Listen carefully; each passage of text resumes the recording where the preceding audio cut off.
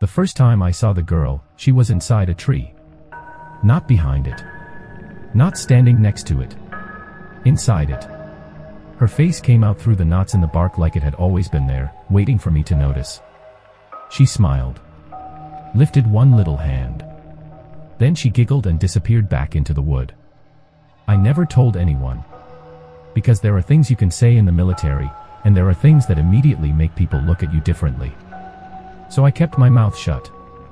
For 2 weeks, I convinced myself it was moonlight, fatigue, stress, anything except what I knew I had seen. Then my teammate L pulled me aside and asked me one question. What did you see in that orchard?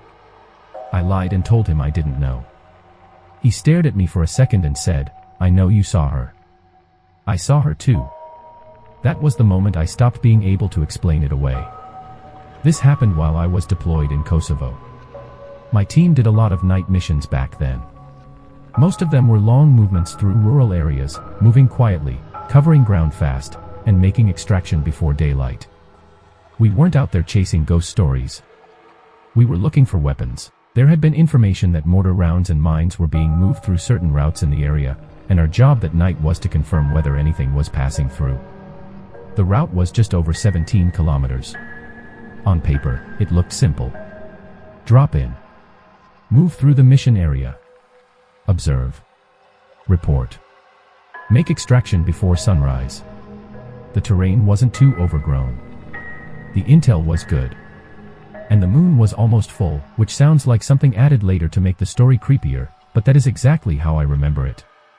The whole landscape had that pale silver look to it, enough light to move without stumbling over every rock. Enough darkness to make every shadow feel like it had depth. That kind of moonlight can help you. It can also make normal things look wrong. Normally, our team was 4 men. That night, we had 3 newer guys with us for training, so we were moving as a larger group. I took rear security. L was just in front of me. That mattered. L and I had worked together enough that we didn't need to talk much. He knew when I stopped because something was off. I knew when he had heard the same thing I had. He was not the kind of guy who spooked easily. Neither was I. At least, I didn't think I was. The first 10 kilometers were uneventful. No movement. No signs of shipments. No contact. Just cold air, quiet ground, and the sound of our own gear shifting when we moved. Eventually, we regrouped to start pushing toward the extraction point. We checked people. Ammo. Supplies.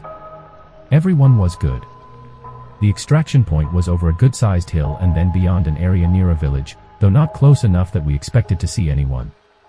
The group started moving again. Since I was rear security, I was the last one to step off.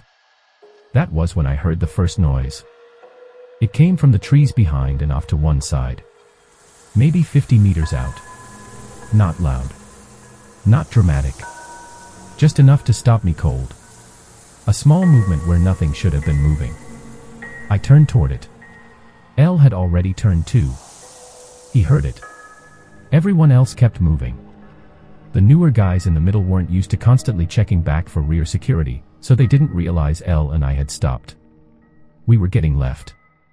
At first, the answer seemed obvious. Probably a deer. Maybe another animal. Night movement always sounds bigger than it is. So L and I didn't make a big thing out of it. We started moving again using a 2-man bounding technique. One moves. One watches. Then switch. Quiet. Controlled. Normal. Except the sound kept following the same general line. Not directly toward us. Not away from us. Just close enough to stay in the edge of our attention. After another bound, I told L to catch up with the team. I would hold position and watch. He gave me a look, understood, and moved. I found cover, lowered myself into position, and waited. Everything went still. No wind.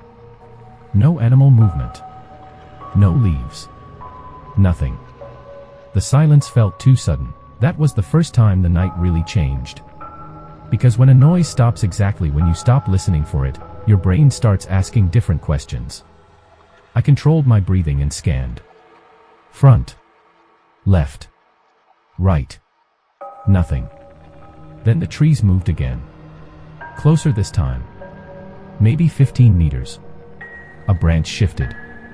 Not snapped. Shifted. Like something had touched it carefully. I signaled. Elle and the rest of the team began spreading out toward me, slow and quiet, covering the area I had indicated. Once they were in position, I moved up. We searched the spot. There was nothing. No footprints, no broken brush. No tracks. No sign that anything had been standing there. Nothing to justify the stop. And of course, once it was clear, the joking started. Elle and I got left alone for 2 minutes and suddenly we were hearing things in the woods. That kind of thing. It was good-hearted. I laughed because that was easier than explaining that the sound had not felt random. Elle didn't say much. I noticed that. We moved out again. Same order. I was last. Elle was ahead of me. This time, when I stepped away, I didn't hear anything behind us. No branch. No movement. No sound. For a while, I let myself believe it had been an animal after all. Another couple of kilometers later, we came up on an orchard we needed to pass through. I don't know how to explain this exactly, but orchards at night feel different from woods. Woods are chaotic. Branches everywhere. Uneven ground. Shadows overlapping without order. But an orchard has structure. Rows. Spacing. Lines disappearing into darkness. It feels arranged. Like someone planned where every shadow would be. The moonlight made it worse. The trunks looked pale on one side and black on the other. The ground between the rows was silver gray. Every tree looked close enough to touch and far enough to hide something. We moved through the middle, using the trees for cover. Just before I entered the orchard, I heard the sound again. But this time, it wasn't a branch. It wasn't leaves. It sounded like a little girl giggling. Not screaming. Not crying. Giggling. Soft. Brief. Close enough to be clear. Far enough to be impossible. My body reacted before my mind did. I stopped. No part of me had been expecting that. If I had heard footsteps, I could have made sense of it. If I had heard an animal, fine. If I had heard whispering, at least that would have meant people. But a child laughing in an orchard, in the middle of a night movement, in that place. It didn't fit anywhere. Elle had moved ahead about 20 meters. He turned back and waited for me. I forced myself forward. I reached the next tree and crouched beside it, scanning the row ahead. Nothing moved. Nothing made sound. The orchard went completely still again. Then the tree next to me caught my eye. At first, it was just bark. Old knots. Cracks. One dark hollow that looked a little like an eye. That happens all the time if you stare at trees long enough. Your brain makes patterns. Faces in wood. Shapes in clouds. Figures in darkness. I knew that. So I looked away. Then I looked back. The face was clearer. Not kind of like a face. Not something I had to force myself to see. It was there. A little girl's face, formed in the knots of the tree. I remember the eyes first. Dark, but not empty. Then the shape of her cheeks. Then the small smile. I stopped breathing. The face turned toward me. That is the part one still hates saying out loud. It turned. The bark didn't crack open. The tree didn't move like something in a movie. It was quieter than that. Worse than that. It was like she had been part of the tree already, and the tree simply allowed her to look out. She smiled at me. Not cruelly. Not like she wanted to hurt me. Almost playfully. Like a child who knew a secret. Then a small hand lifted from the bark. She waved. One small wave. Then came the giggle again. And she pulled back into the tree. The face collapsed back into knots and shadows. Just bark. Just wood. Just a tree. I didn't move right away. I couldn't. Everything in me was trying to reject what had just happened. I stared at that tree and waited for the face to come back. It didn't. Behind me, the team was still moving. Elle was waiting ahead. The mission was still happening. The world had not stopped just because mine had. And that somehow made it worse. Because I had to keep functioning. I had to move. I had to be normal. I could not walk back to the team and say, "There is a little girl inside that tree." So I didn't. I stood up and moved fast. Not sprinting. Not panicking. But fast enough that Elle noticed when I reached him. He looked at me. I looked ahead. Neither of us said anything. We kept moving. I did not look back at the tree. Not once.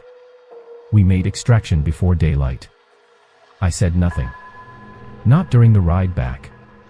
Not when the guys joked again about Elle and me getting spooked. Not later. Not ever. I buried it immediately.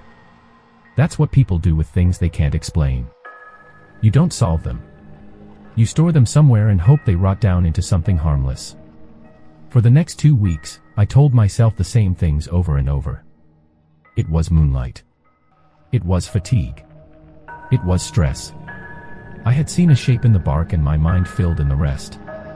The giggle was probably an animal. The hand was probably a branch. The movement was probably my eyes adjusting. None of it worked. But repetition can almost feel like belief if you do it long enough. 2 weeks later, I was assigned to provide security for a team of combat engineers. They were working in an area I knew, checking and dealing with mines that had been recently laid. That was real danger, physical danger. The kind you can mark, report, and destroy. As strange as it sounds, that felt easier to deal with than the orchard. Mines made sense. They were horrible, but they belonged to the world I understood. That little girl did not. While I went with the engineers, my team was sent back through the same general area from that night. The orchard. The place where Elle and I had supposedly gotten scared. When I realized I wasn't going with them, I was relieved. I didn't say that. But I was. The engineers did their job. They found what needed to be found, warned the nearby village, and handled it. By the time I got back, I was tired, dirty, and honestly in a pretty good mood. I went to see my commander, got thanked for the work, then headed back to my barracks room. A place I rarely got to spend time in. The room was empty. My team wasn't back yet. I took off my boots and sat down. A few minutes later, the door opened. The guys came in laughing. Talking over each other. Carrying that energy people have when they have already decided something is funny before they explain it. Everyone was laughing except Elle. He looked irritated. Not angry exactly. Embarrassed. Defensive. Like he had been the target of the joke for a while already. One of the guys saw me and immediately said, "Hey, Elle says he's not going on patrol with us anymore in your favorite spot." More laughter. I didn't laugh. I looked at Elle. He didn't look at me. And right then, I knew. I didn't know what he had seen. But I knew it had happened there. A couple of days passed before we were alone enough to talk. Elle and I were out with some scouts, basically babysitting, and there was enough quiet between tasks for the thing to finally surface. He didn't ease into it. He looked at me and said, "What did you see that night?" I kept my face neutral. "What night?" He gave me a look. "The orchard." I shrugged. "I don't know. Probably nothing." Imagination got the better of me. He didn't buy it. Not for a second. Then he said, "I know you saw her." I felt my chest tighten. I didn't answer. He leaned a little closer and lowered his voice. "I saw her too. Tell me I'm not crazy." For a moment, I couldn't feel my hands. That sounds dramatic, but it's true. I had spent 2 weeks building a wall around that memory, and with one sentence, he knocked the whole thing down. I asked him, "Where did you see her?" He swallowed. Looked away. Then said, "Inside a tree." I had never told him. I need that to be clear. I had never told Elle I saw a girl. I had never told him it was in a tree. I had never described the face, the hand, the giggle, any of it. When I saw her, Elle had been roughly 40 meters away. He couldn't have seen where I was looking. He couldn't have known which tree I stopped beside. He couldn't have taken the detail from me because I never gave it to him, and he was not the kind of guy to invent something like that just to mess with me. Especially not after the way he looked when he said it. I asked what happened. He told me they had moved through that same orchard at night. Same moonlight. Same rose. Same kind of stillness. At some point, he heard what sounded like a child laughing. He thought of me. He said he didn't know why, but the second he heard it, he thought of the way I had looked when I caught up to him 2 weeks earlier. Then he saw a face in one of the trees. A little girl. Smiling. Watching him. He said she waved. Then vanished. The others didn't see it.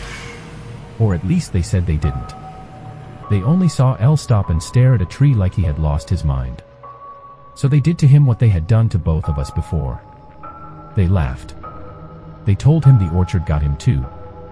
They turned it into a joke because that was easier than taking it seriously. I understood that. I had done the same thing to myself. Elle asked me what I thought it was. I didn't have an answer. I still don't. I don't know if she was a ghost. I don't know if the place held something. I don't know if something had happened in that orchard long before we ever moved through it. I don't even know if she is the right word for what we saw. Maybe she looked like a child because that was the only shape our minds could understand. Maybe the giggle was not a giggle. Maybe the smile was not friendly. Maybe the wave was not a greeting. I have thought about all of that more times than I want to admit. But there is one thing I know. I did not imagine it. Because Elle saw her too. Different night. Same place.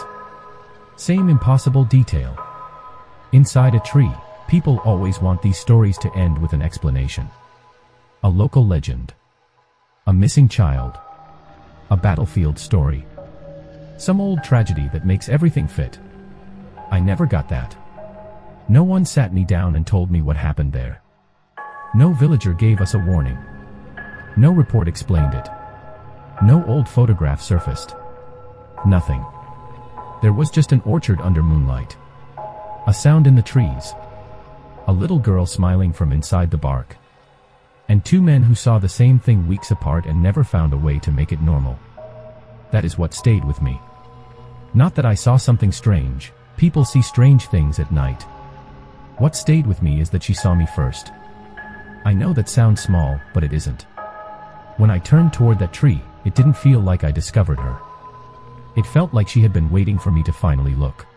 And sometimes, even now, when I pass rows of trees at night, especially orchards, especially under a bright moon, I catch myself looking at the knots in the bark.